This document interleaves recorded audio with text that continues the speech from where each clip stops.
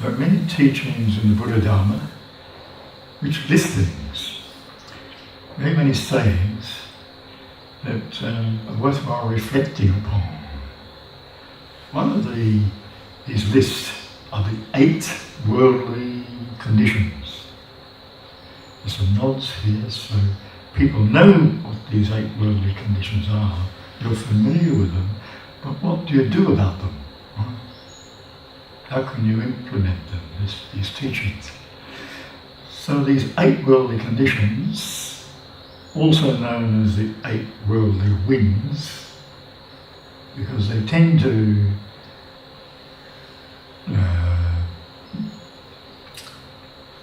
send us from one place to the other. These 8 worldly conditions are 4 pairs.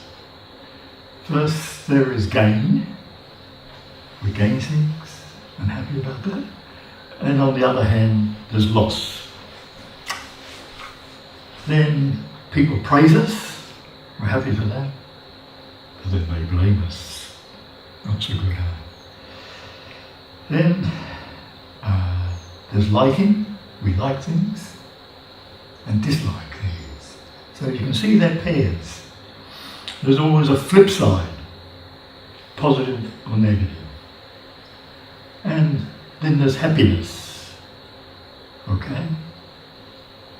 And on the other side there is unhappiness. So these are the 8 worldly conditions, or 4 pairs.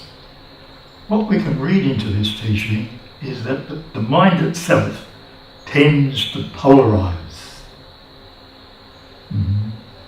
We like, dislike, gain and loss. So there's almost like the mind tends to be bipolar. It may not be a clinical condition, but certainly the mind is going from one to the other, one extreme to the other. So what is that telling us? And what is it pointing to in the teachings? We can say that the Buddha's path is essentially one of balance, that the outcome would be balance. In fact, in the 7 factors of enlightenment, starting from mindfulness, presence, then the maturity factor in this practice of mindfulness is equanimity, balance of mind, equipoise. So if we may know about these 8 worldly conditions, but to maintain the balance, we need to practice mindful presence. Now, we know that currently mindfulness has become the buzzword. Many people are in the corporate world, even in schools, but largely in the therapies. It's now being used as a healing tool. And this is very good, because the Buddha, when he said he had about mindfulness, about the practice of mindfulness, he had rediscovered an ancient path. So we can understand from that it's a universal practice. And now that in the modern world, people are picking up this practice of mindfulness as a healing tool, as a therapeutic tool. Okay, but mindfulness too, apart from its healing side, is also transformational. It is not simply just a practice to heal the mind. From a Buddhist perspective, as the Buddha gave out, it brings transformation of consciousness. So this quality of balance, where the mind tends to polarize, is a practice of maintaining the middle way. So in the instructions the Buddha gave, in the 4 establishments of this mindfulness practice, first we bring our attention to establish ourselves in the body, to maintain, to ground ourselves in the body. That is the starting point of the Buddhist practice of mindfulness, that you bring your attention into the body, investigating its nature. Then we go in the second sphere of attention, you might call it, mindfulness based on monitoring one's feelings, their body sensations as feelings, but there's also mental feelings. So to mature your practice to maintain equanimity, then you must be monitoring feelings. We like and dislike. So liking is pleasant feeling, disliking brings up unpleasant feeling. So we tend to be constantly going from one to the other. Whereas to maintain the balance of practice is to have the maturity of noticing feelings without reacting, without making any judgment, being okay about feelings as they come and go, not to be interfering with them, not to be caught up, but they allow them to be elaborated into stories. So feeling is part of the mindfulness practice, to be monitoring, to be noting one's feeling, pleasant, unpleasant, or neutral. And feelings can be found every time one sees, hears, smells, tastes, and touches. The five senses and within the mind itself. So there are mental feelings that we should be aware of. With noticing feelings, that will help the mind to maintain its equilibrium. So we have non-reactive awareness.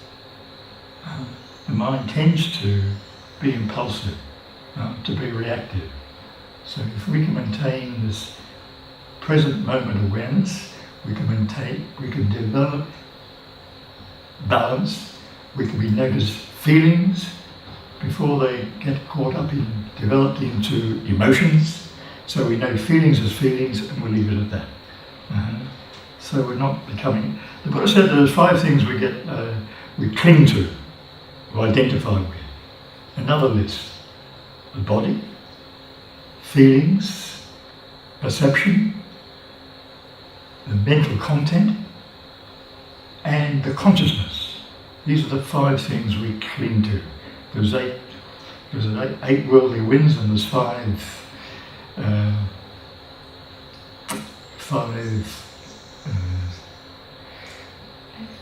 qualities that we identify with.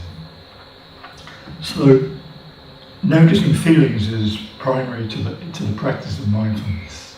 Feelings. Then there is the knowing, the consciousness. Consciousness always has an associated mind state. Happy, sad, elated, depressed. So again, we've got these opposites. But having presence of mind, maintaining moment-to-moment awareness of what is happening in the moment, then we can maintain more balance in our life, not being caught up in just pure reaction or impulsive sort of actions. So mindfulness is the key to the practice to develop this equanimity, homeostatic balance in the body and mind. So there's body, in the four establishments of mindfulness, there's body, feelings, the consciousness, the knowing of something, / mind states, and the mental content. So if we are observing these without reaction, without judgments, then we will find that we can maintain more equanimity. So it's a training. It's not sufficient that you just know about these eight worldly conditions or these teachings. It's whether or not you implement them, whether you actualize them. That is, people get quite happy to study the teachings and have some intellectual understanding of it, but few people are actually inclined to be practical and implement them, especially as regards one's daily life, within one's daily routine. So the mind has this tendency to polarize.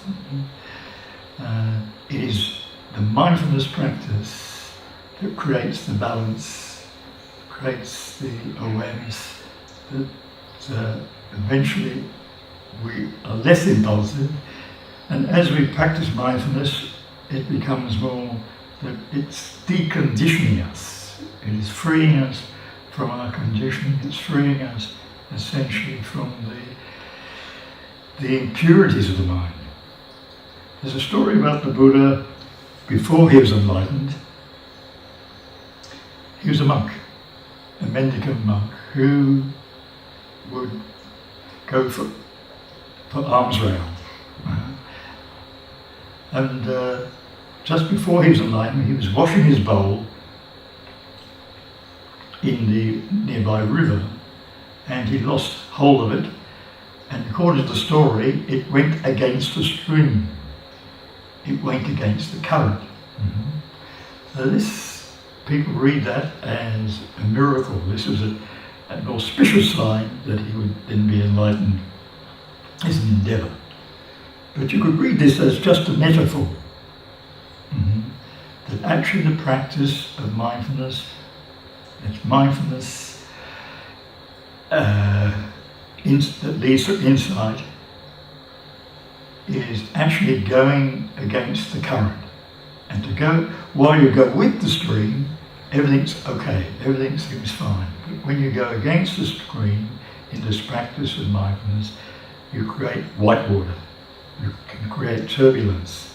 So you'll find in Buddhist countries even, mindfulness is not, until recent years, is not, even within the ordained Sangha, is not practiced so much. People tend to practice this other form of meditation called, based on concentration, what we call samatha, which induces a state of calm. It's a feel-good state, right? Whereas mindfulness is actually uncovering hidden disturbances, hidden impurities in the mind. So you'll find even in Theravadan countries, in the early tradition, mindfulness has largely been lost. It was reintroduced after the Second World War by Mahasi Sayadaw of Burma, essentially. And that's why a lot of people now who are practicing Vipassanā, it's called, Vipassanā means insight, so we can say mindfulness is the practice and the insight is the outcome. So now we're finding that mindfulness is being used in a therapeutic, healing way in the West more and more, but we also need not to lose the sight of the Buddha's deeper teaching that to practice mindfulness intensively will bring transformation of consciousness. It will bring balance of mind. Certainly there's healing there, but healing is essentially more, from a Buddhist perspective, more of a byproduct. Psychological difficulties and traumas can be overcome. But deeper than that, we can bring, whether we have scars, past traumas, we can overcome those and be equanimous about them, not constantly working through previous traumas and difficulties. We can go beyond that and maintain balance of mind, equanimity. That's the teaching the Buddha gave. We look at one of the eight worldly winds, happiness and happiness. In Western culture now, in Western meditation culture and Buddhism in general, there's a trend going that's taking the Four Noble Truths of the Buddha gave in the first teachings, the Four Noble Truths. You would know the fact of unsatisfactoriness, of suffering. Mm. And the cause of that is one's hankering and desire. And the Buddha then says it can be ended. And how to end it would be through the practice of the Eightfold Path. So that's familiar to most Buddhists, these Four Noble Truths and the Eightfold Path. But in Western Buddhism now, there are teachers going around saying that these are the Four Noble Truths of happiness. Well, okay. I mean, you can understand that people want to popularise the Buddha's teachings, but just to say that the practice towards happiness doesn't deal with the underlying problem of that life is in fact can be unsatisfactory, that there is suffering. So, okay, we can go along with the American Constitution and say that life is about the pursuit of happiness, but if you have happiness, as we know in the eight worldly conditions, you get the flip side. The opposite is unhappiness. So we're not seeking happiness. We're seeking understanding of our own mind and to bring transformation through the practice of the mindfulness or Vipassanā meditation. So the problem is, though, that people think, especially in the early days, Buddhism was, in the early tradition, was presented more as all about suffering. Certainly we accept the fact of suffering and we see the cause of it, and that's the practice of mindfulness is to free us from the cause of suffering, which is the hankering and grasping and attachments of the mind, certainly. But the Buddha wasn't just saying it was all about suffering and that was it. And what the Buddha is saying, that suffering is unnecessary. There's a fact of it, the cause of it. He's saying you can be free of it, and this is the way to be free of the Eightfold Path. And in the Eightfold Path, while there's an ethical base, essentially the meditation practice is based around samasati, which translates as right mindfulness. Mm-hmm. So we can say that present the teaching not as